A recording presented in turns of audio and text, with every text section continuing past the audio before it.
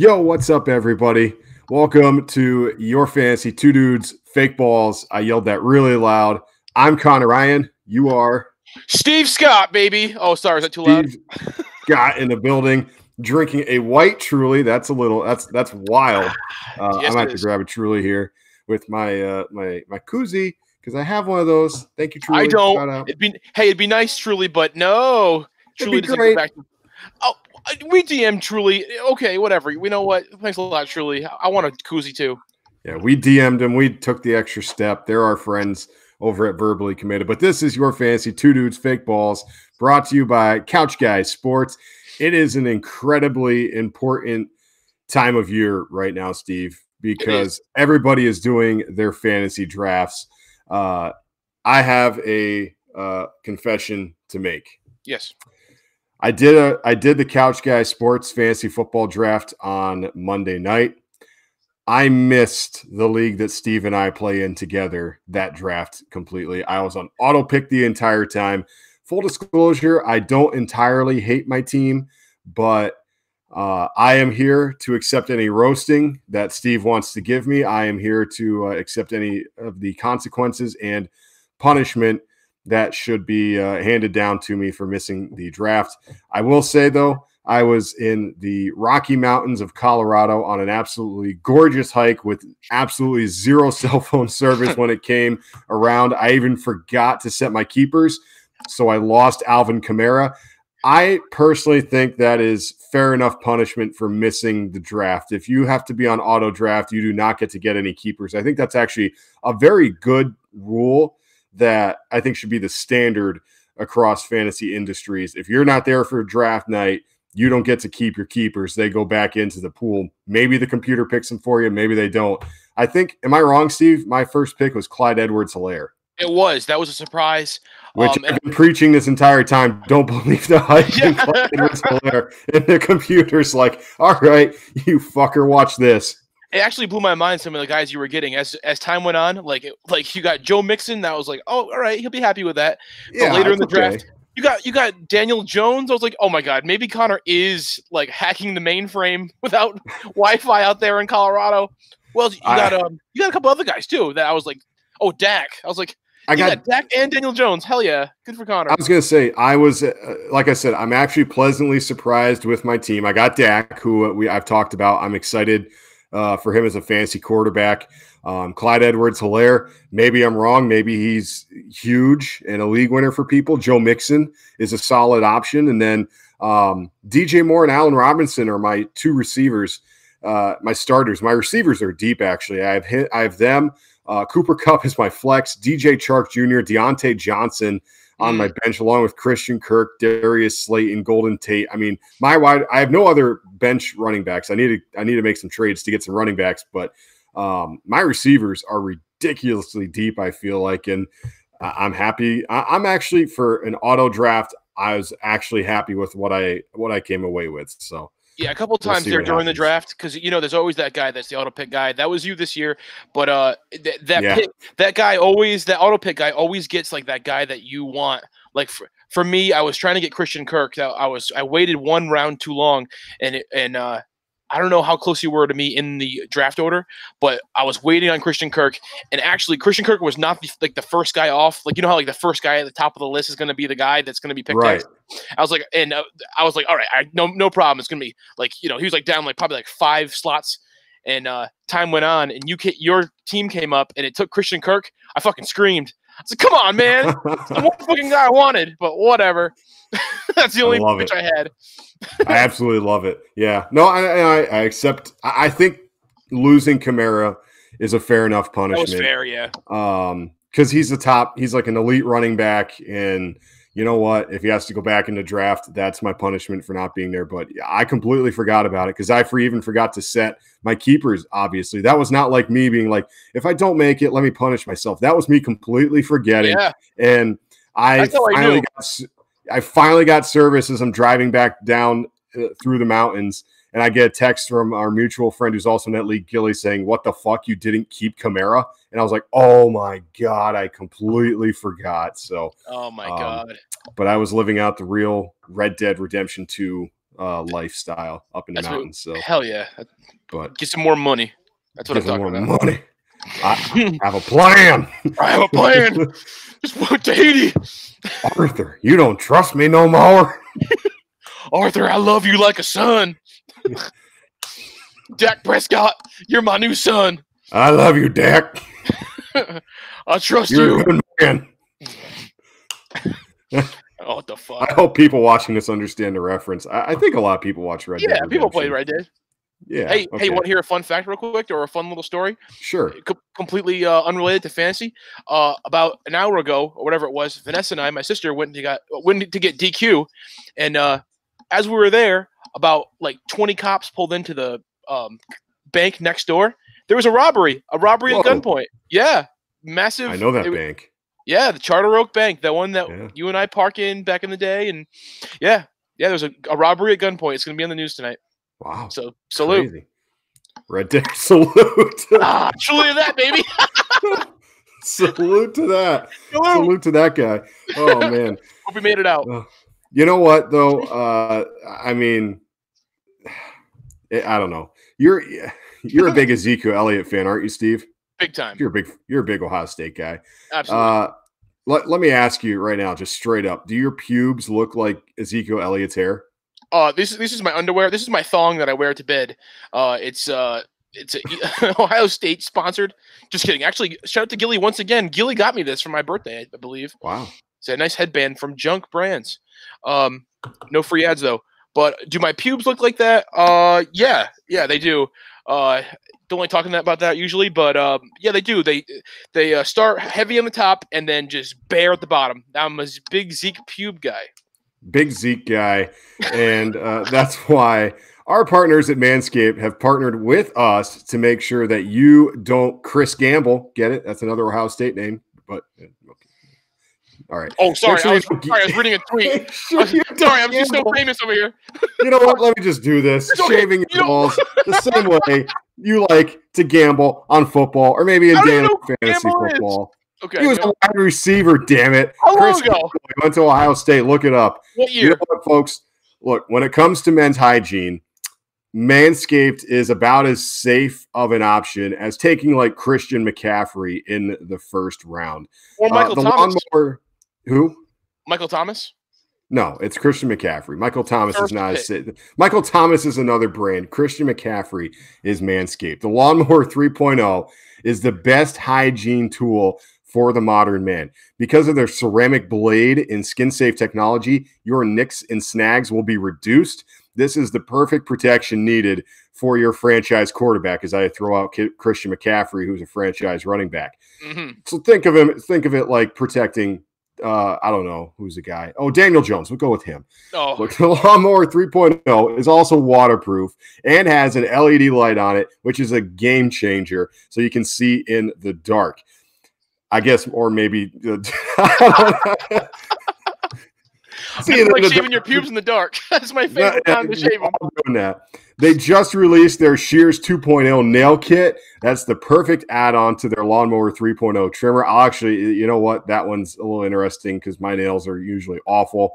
No one likes an ungroomed set of feet, fingers, and, of course, most importantly, your balls. I mean, that's just part of it. Oh, dude. That's why they have forever changed the grooming game with their Perfect Package 3.0. Their Perfect Package 3.0. There's a lot of 3.0s in this. Wow. Comes with the new and improved Lawnmower Performance Boxer Briefs and a travel bag for you to use when you're done quarantining, and some other liquid formulations like the Crop Preserver and Crop Reviver. The Crop Preserver, we'll start with that one first, is anti-chafing ball deodorant, which ensures that your afternoon stroll doesn't end with your balls sticking to your leg and smelling like eggs, churning up that usual nut butter. You know what I mean? The Crop Reviver is a spray-on toner for your balls. It's made with soothing aloe, which extracts that will give your testes a boost. Are you picking up what I'm saying here, Steve? Oh, this is just mind-blowing, yeah. For a limited time, subscribers can get not one, but 2 free gifts. The Shed travel bag, because we're always losing travel bags. That's like $40 in value. And the patented high-performance, anti-chafing Manscaped boxer briefs. Steve and I, we will admit, we're big thigh guys. They're rubbing together all the time, especially when Steve's doing his plumbing stuff. Now look. I know I've thrown out a lot of product stuff at you from Manscaped, but you can get 20% off plus free shipping because trust, we all understand the shipping is like the worst part of everything. That's true. But use the code CouchGuy20 in absolute all caps. Hit the caps lock, type in CouchGuy20, just like it sounds, and you get free shipping, and you get the other 20% off as well. So you can't beat that over at Manscaped. Again, get 20% off and free shipping with the code, in all caps again, folks, CouchGuy20 at manscaped.com.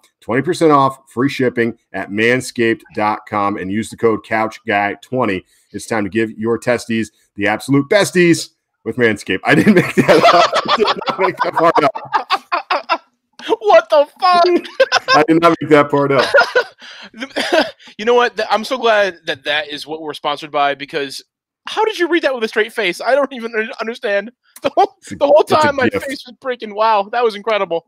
It's a gift. Shout out Manscaped. You know what? Nothing like shaving your balls. Dude, you know what? Connor? Just like shaving your balls during a fantasy draft. True. Fantasy draft, and it has to be extra dark, and that's why you need that LED light. That's why you need the LED light. The LED light's the only thing I want to see. I want it to be advanced darkness, SpongeBob rock bottom darkness. You know what I mean?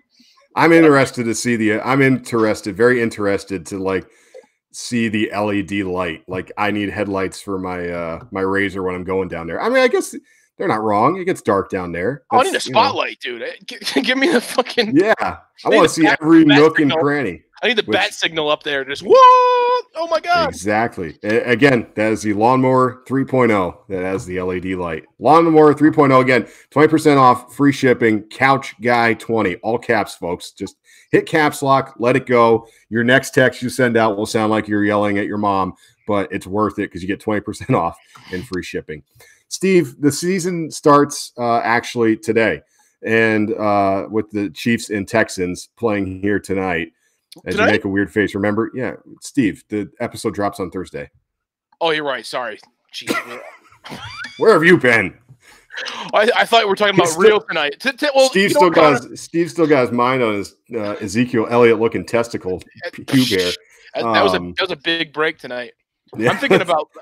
I forgot about the production magic of tomorrow is the day that this drops, because you're right. The Hollywood production that we record this on a Wednesday night and then it dropped. Yeah, exactly. Sure. So again, the season starts tonight. Say that with me, tonight. Steve. The season starts tonight. Tonight. I can't wait for tonight. This glorious Thursday night. Oh, I just love Thursdays. Oh my god. Oh, how I love Thursdays. Then the season really gets going on Sunday.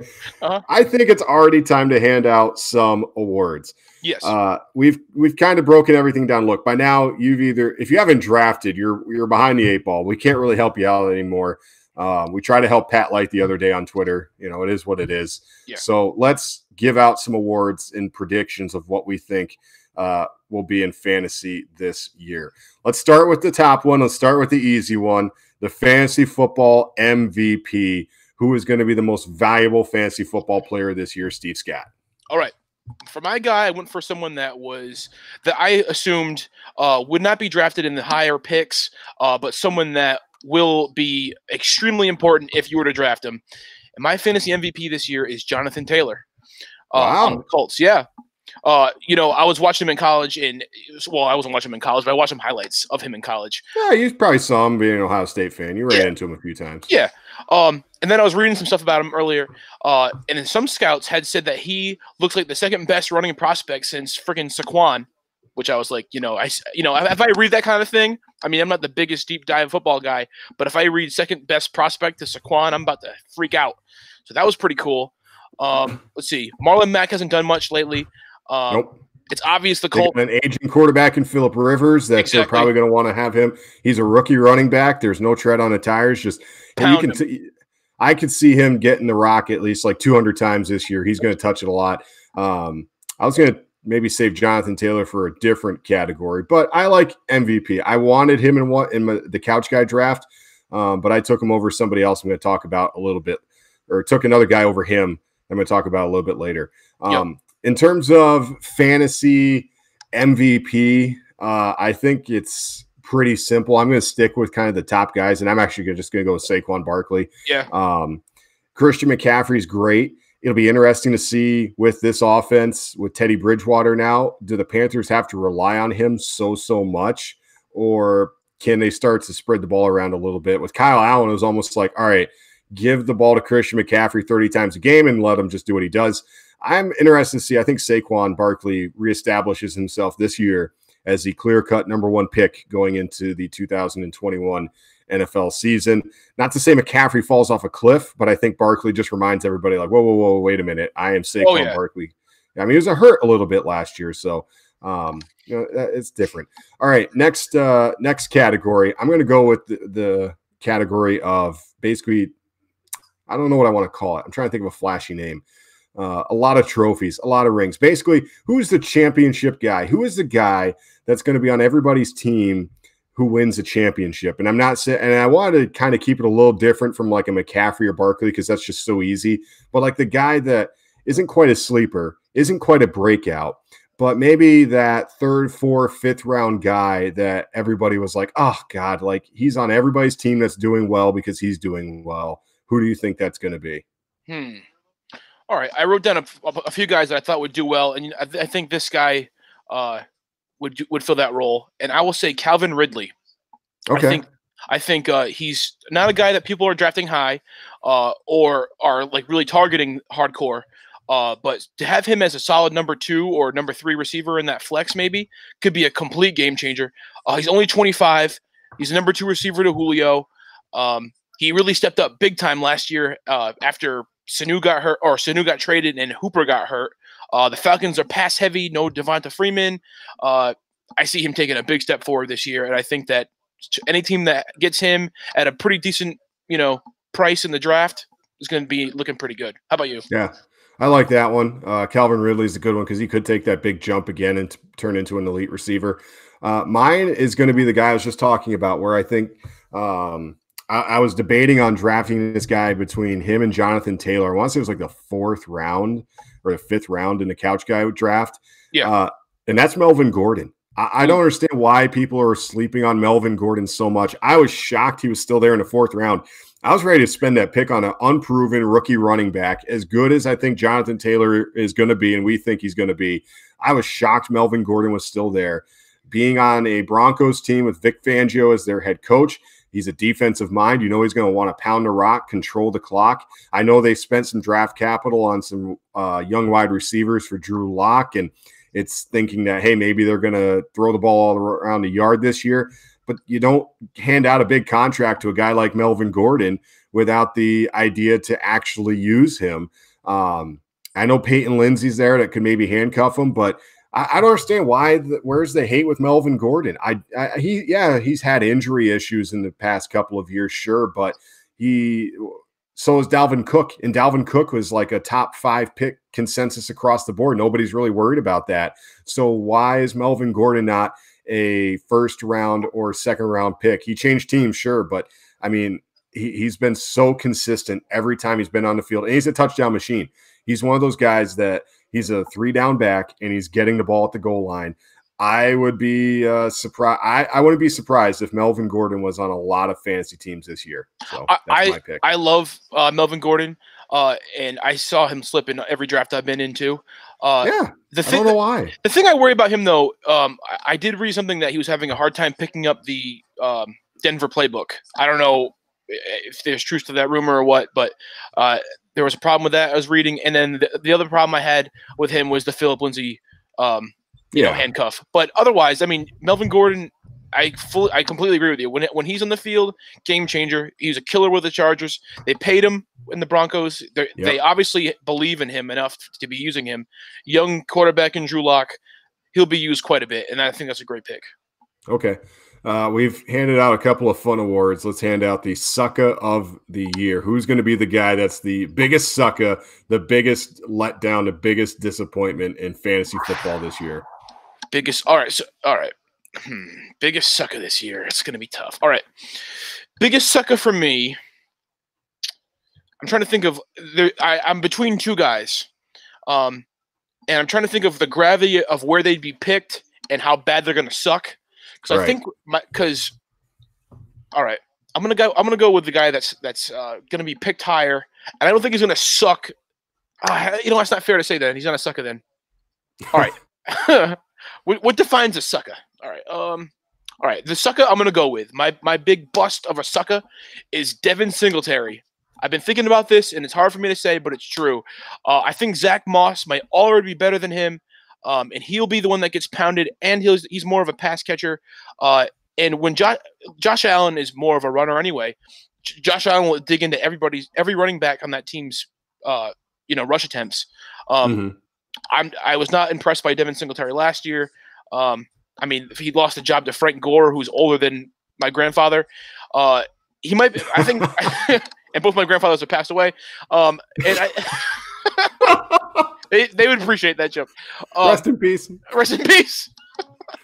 But I think that Devin Singletary might be on the waiver wire by week 6 in most leagues. He'll be one of those guys that's like in the negative red thing on the side, like the rostered thing, way down. Devin Singletary, sucker of the year. All right, who do you got, Connor? My sucker of the year, I'm going to go with Nick Chubb. And it's a lot of because of what happened recently. But I mean, Cleveland's handing out extension and extra money to Kareem Hunt. Why? There's got to be a reason for it. I mean, you don't hand out that money without expecting him to have a big role in the offense this year and at least be a handcuff for Nick Chubb. Definitely. So, what's going on there? Do they in camp feel like Kareem Hunt is better than Nick Chubb? I think Nick Chubb is going to be that first round bust that everybody was like, oh my God, why did we believe in this guy? I took him over like a Josh Jacobs or me. I did that myself. Yeah, like over a Joe Mixon or a Michael Thomas or a Clyde Edwards-Helaire. Why did I do that?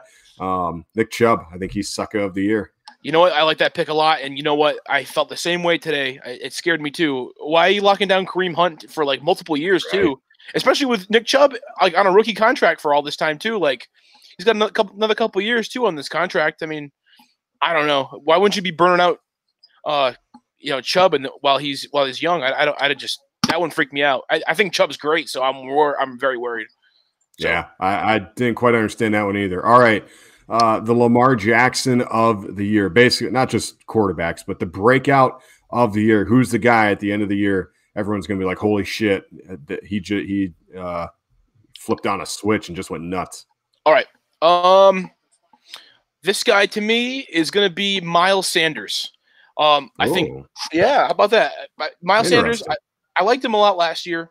But I was reading something about him, how he had over 1,000 yards, total yards last year. I'm not sure. I should have done more research about how much was receiving, how much was rushing, but and we're the pros here, at least. Just because we have a YouTube show doesn't make us professional in any aspect. Listen to me, sir. Yeah. But I think with Carson Wentz healthy, they'll have more chances in the red zone. I like Miles Sanders, his pass catching. I like his running. He's got a couple of good offensive linemen. What's his name? Lane Thomas. Love that guy. He's badass. As a second-year breakout, I mean, this is only second year.